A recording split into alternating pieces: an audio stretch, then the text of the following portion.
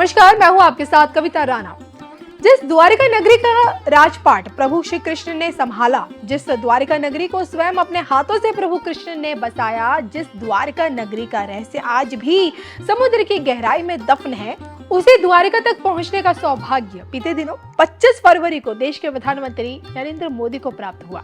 समंदर की गहराई में आस्था की डुबकी लगाकर पीएम मोदी ने जलमग्न द्वारिका के दर्शन किए, ईश्वरी शक्ति का अनुभव किया, पद्मासन मुद्रा में ध्यान भी लगाया और अपनी श्रद्धा भाव के साथ कुछ ऐसा अर्पण किया, या फिर यूं कहें कि अपने पीछे जलमग्न द्वारिका पर कुछ ऐसा छोड़कर आए जिसके चलते विश्व की बड़ी से बड़ी ताकत पीएम मोदी का अब कुछ बिगाड़ नहीं सकती। जलमग्न द्वारिका को छूते ही पीएम मोदी के साथ एक ऐसी दैवीय शक्ति अब जुड़ चुकी है जिसका चमत्कार अब देखने को मिलेगा। देखिए इस पर हमारी ये खास रिपोर्ट।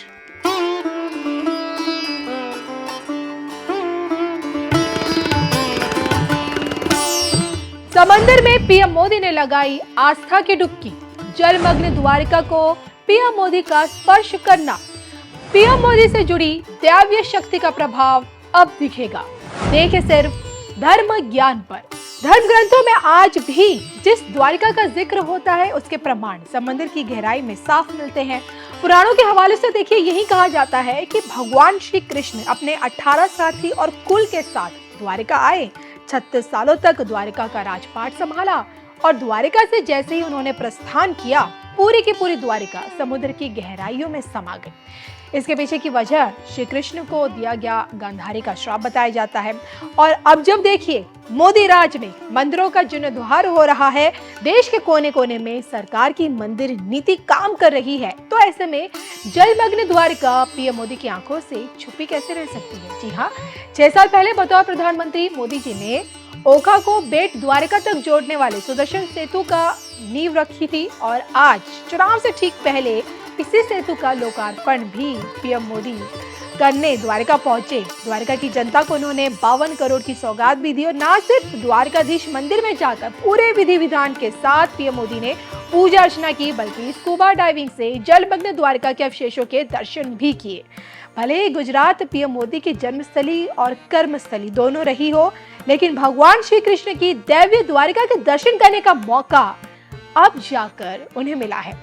दुनिया की नजरों में देखिए अरब सागर में आस्था की डुबकी लगाकर पीएम मोदी ने साहस का परिचय तो दिया, इसी के साथ उनकी भक्ति की शक्ति तब दिखी जब वो द्वारिका के अवशेषों पर नतमस्तक होते हुए नजर आए, मेडिटेशन किया, पूरे भक्ति भाव से मोर पंखी अर्पण किया। जी हाँ, मतलब यह कि पीएम मोदी अपने पीछे जलमग्न द्वारिका पर मोर पंखी छोड़ कर आए हैं। अब आप ये कहेंगे कि इसमें विशेष क्या है, मैं आपको बताती हूँ। अब देखिए यहाँ गौर करने वाली बात यह है कि दैवीय द्वारिका को स्पर्श करके पीएम मोदी का मोर पंखी अर्पण करना उन्हें दैवीय कृपा का भागी बनाता है। कान्हा के मुकुट पर सजने वाला मोर पंखी का चमत्कार देखिए ऐसा है कि इसके प्रभाव से न केवल जातक की कुंडली में ग्रहों में अनुकूलता रहती है, नवग्रह दोष भी दूर होते हैं, बिगड़े कार्य भी संवरते हैं और हर बाधा से मुक्ति भी मिलती है, शत्रु भी मित्र बन जाते हैं और एक ऐसी दैवीय सुरक्षा भी मिलती है जो नकारात्मक ऊर्जा के खिलाफ कवच के तौर पर काम करती है। अब आप समझ चुके होंगे कि जलमग्न द्वारिका पर पीएम मोदी का मोर पंखी चढ़ाने का क्या फल अब उन्हें आगे प्राप्त होगा। बहरहाल पानी में डूबी द्वारका नगरी में प्रार्थना करके पीएम मोदी को जो दिव्य अनुभव, जो एहसास हुआ है, उस पर उन्होंने क्या कुछ कहा देश की जनता से, सुनिए जरूर। कि आज मैं सुबह द्वारिका में भगवान द्वारिकाधीश के दर्शन करके उन्हें प्रणाम करके राजकोट आया हूं। द्वारका को बेट द्वारका से जोड़ने वाले सुदर्शन सेतु का लोकार्पण भी मैंने किया है। द्वारका की इस सेवा के साथ साथ ही आज मुझे एक अद्भुत आध्यात्मिक साधना का लाभ भी मिला है। प्राचीन द्वारका, जिसके बारे में कहते हैं कि उसे खुद भगवान श्री कृष्ण ने बसाया था, आज वो समंदर में डूब गई है। आज मेरा सौभाग्य था कि मैं समुद्र के भीतर जाकर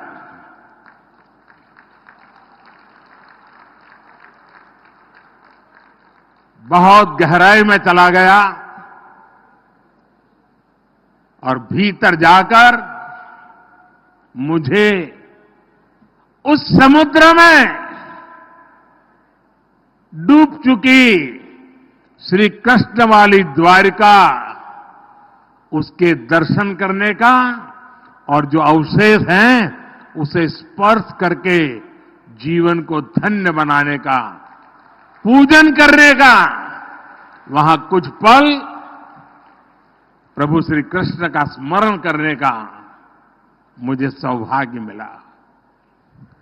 मेरे मन में लंबे अरसे से ये इच्छा थी कि भगवान कृष्ण की बसाई उस द्वारिका भले पानी के भीतर रही हो, कभी न कभी जाऊंगा, मत्था टेकूंगा। और वो सौभाग्य आज मुझे मिला। प्राचीन ग्रंथों में द्वारका के बारे में पढ़ना, पुरातत्वविदों की खोजों को जानना, ये हमें आश्चर्य से भर देता है। आज समंदर के भीतर जाकर मैंने उसी दृश्य को अपनी आंखों से देखा, उस पवित्र भूमि को स्पर्श किया। मैंने पूजन के साथ ही वहां मोर पंख को भी अर्पित किया। उस अनुभव ने मुझे कितना भाव विभोर किया है, ये शब्दों में बताना मेरे लिए मुश्किल है। समंदर के गहरे पानी में मैं यही सोच रहा था कि हमारे भारत का वैभव, उसके विकास का स्तर कितना ऊंचा रहा है। मैं समुद्र से जब बाहर निकला तो भगवान श्री कृष्ण के आशीर्वाद के साथ साथ मैं द्वारिका की प्रेरणा भी अपने साथ लेके आया हूं। विकास और विरासत के मेरे संकल्पों को आज एक नई ताकत मिली है, नई ऊर्जा मिली है। विकसित भारत मेरे लक्ष्य से आज दैवीय विश्वास उसके साथ जुड़ गया है।